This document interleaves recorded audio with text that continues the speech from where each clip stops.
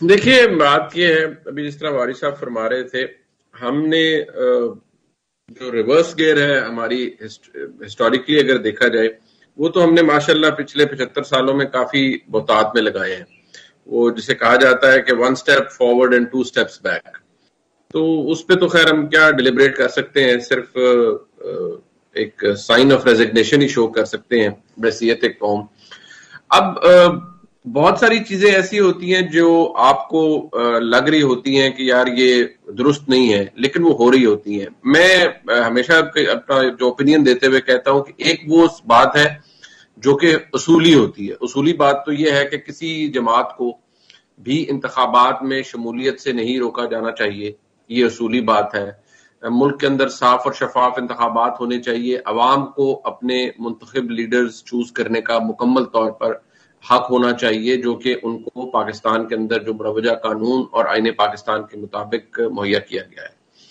लेकिन अब इशू ये है कि कुछ चीजें जिनका ताल्लुक प्रैक्टिकल पॉलिटिक्स से है वो मुख्तलिफ होती हैं।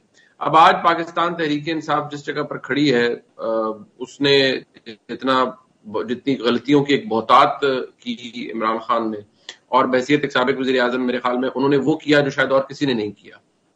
जब हम इस बात को वैल्यूएट करना हमने शुरू किया और हम कहते थे कि ये बड़ा अनकन्वेंशनल है, तो लोग उसको मिस इंटरप्रेट करते थे कि यार ये आप क्यों कहते हैं। अब जाहिर होता है कि शायद बाकी किसी ने तो कसर छोड़ दी, लेकिन इमरान खान ने वो कसर ना छोड़ी और बहुत एक नहीं बल्कि बहुत सी रेड लाइंस क्रॉस की।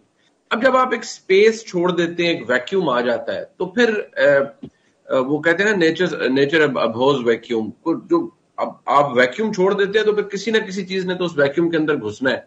सियासी जमातें और सियासतदान हमारे मुल्क में वैसे भी कन्वेंशनली जो कैटलिस्ट ऑफ चेंज है वो नहीं रह सके, वो बन नहीं सके, बिकॉज हम एक नेशनल सिक्योरिटी स्टेट है।